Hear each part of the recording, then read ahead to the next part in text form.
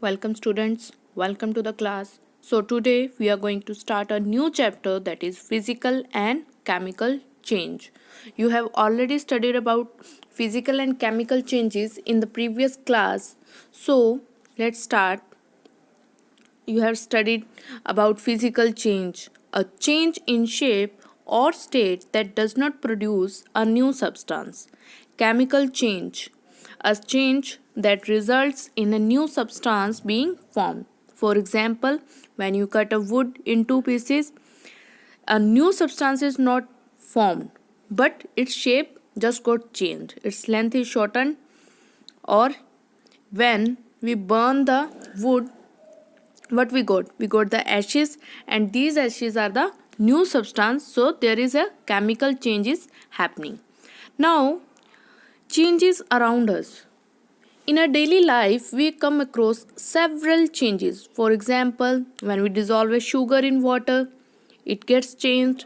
When we do the fermentation, when we put a small curd in the milk, a formation of curd, cooking of food, cutting of piece of paper, stretching a rubber band, melting of ice, melting of wax, boiling of water, rusting of iron, burning of candle, burning of wood, burning of coal.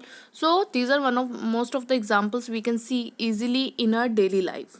So if we really keen to see the change, there are many changes are happening around us without our knowledge. So now there are two types of changes that we are going to discuss in this chapter, and they are physical change, chemical change. Physical change, as you have studied, is the change in which no new substance is formed. For example, when we stretch the rubber band, what is happening? We are changing its shape, but there is no substance is formed. Chemical change. Chemical change is a change in which no substance is formed. For example, when we are making a food, that is cooking of food, we are putting the raw material, but after cooking, after supplying some heat, what we get is we get a hot delicious dish, whatever we are making. So now let's study physical changes. Physical change is a change in which no new substance is formed. In a physical change, the physical properties like shape, size, state of the substance changes. For example, cutting of paper into pieces. Suppose we are cutting the paper into pieces. What we are doing? We are changing their shape.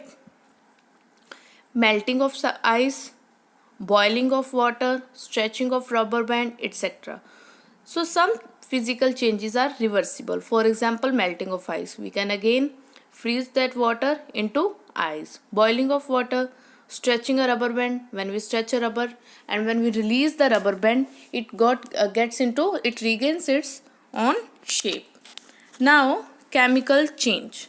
A chemical change in which new substances are formed. A chemical change is also called a chemical reaction. Substances participating in the reaction are known as reactants, and the new substances formed are known as products.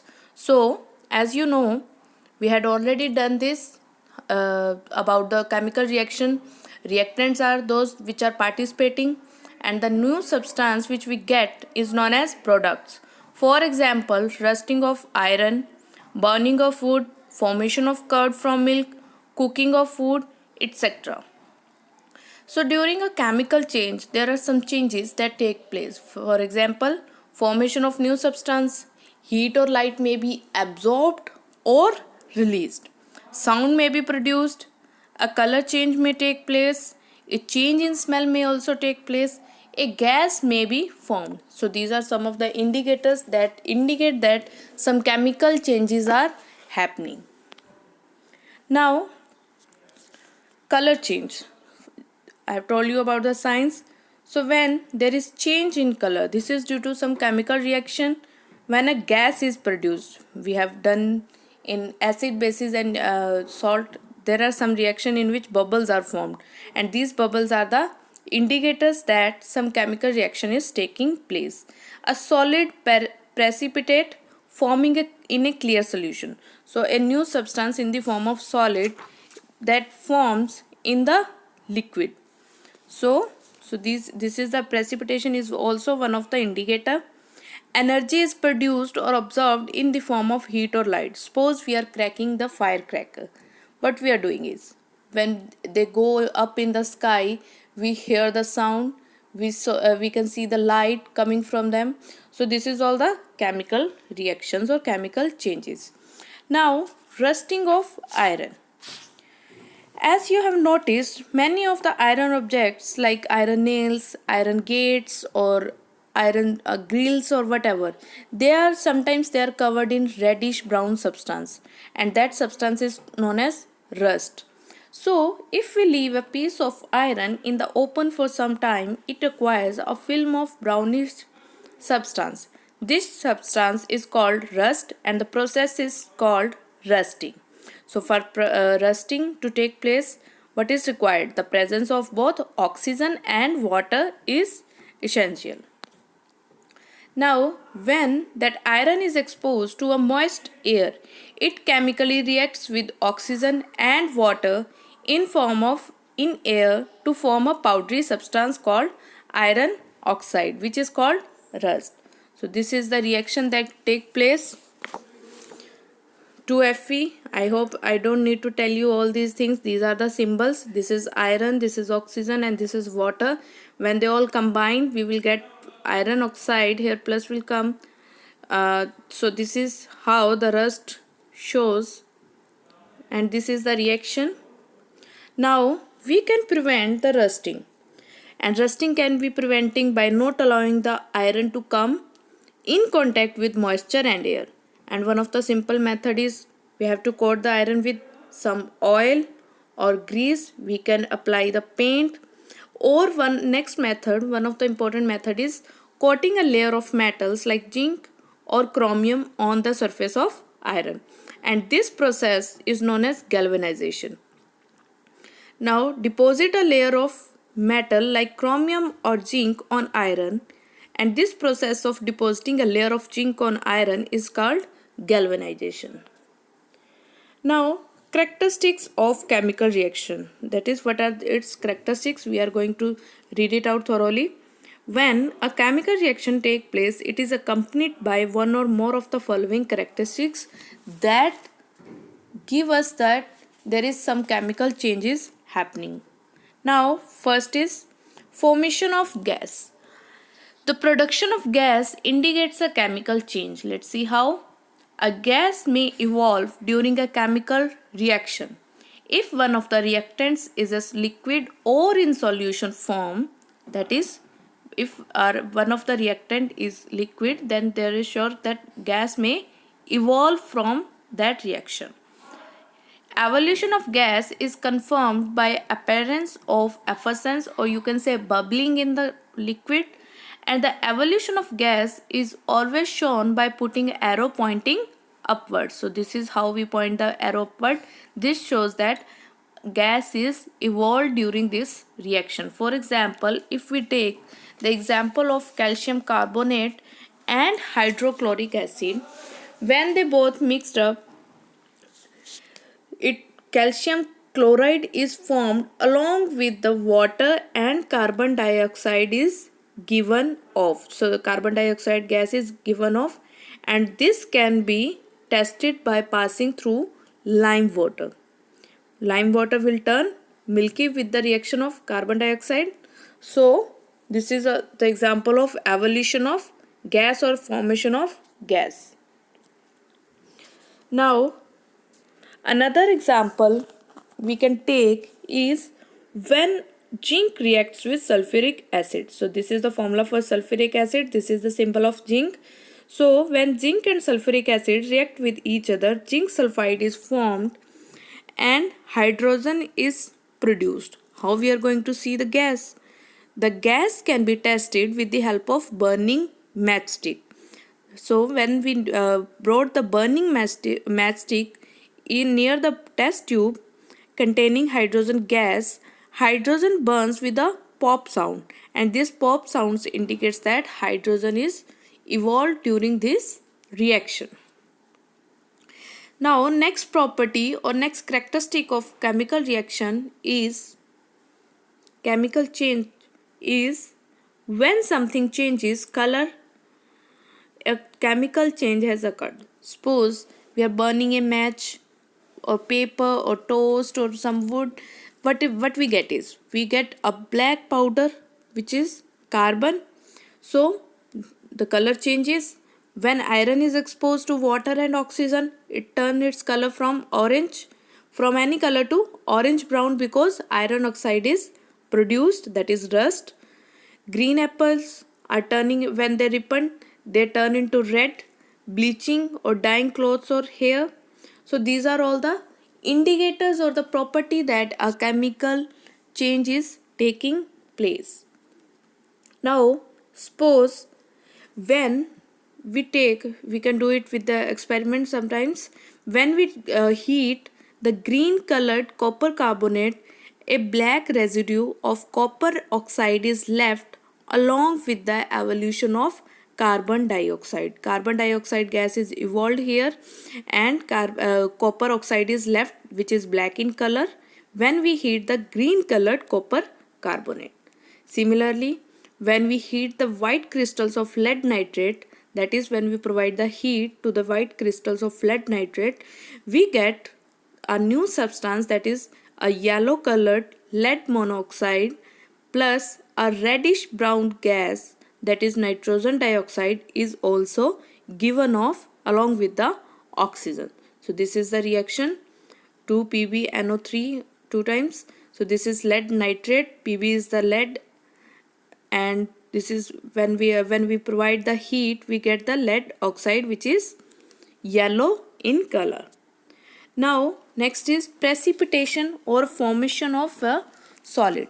This is also one of the property of a chemical chain, that when two chemicals in a solution form, react, and an insoluble substance is formed, it settles down as a precipitate. That is, that solid which is insoluble in that liquid is known as precipitate. So the formation of precipitate is always shown by arrow pointing downwards. Pipes and drains form a precipitate when scale or lime deposit inside. I hope you have seen those deposits in the pipe. That is known as precipitation due to some reaction. Kidney stones that are formed in our kidney are also the result of precipitation, are also the result of some chemical reactions, and some solids is formed in our kidney, and that solid is known as kidney stones. Now there is one reaction we can do which shows that how on adding ammonium solution to ferric chloride solution we get the ammonium chloride and reddish brown precipitate of ferric hydroxide which is insoluble in excess of ammonium solution. That is, we are taking two solutions and we are mixing them, and a solid precipitate, that is this ammonium chloride, is formed along with the iron hydroxide. That is ammonium hydroxide. Ammonium chloride is a solution and a brown ferric or iron hydroxide is formed in that solution. So this is our iron chloride, this is our formula of ammonium hydroxide. When they both are mixed, we get iron hydroxide precipitates in the solution of ammonium chloride. Okay.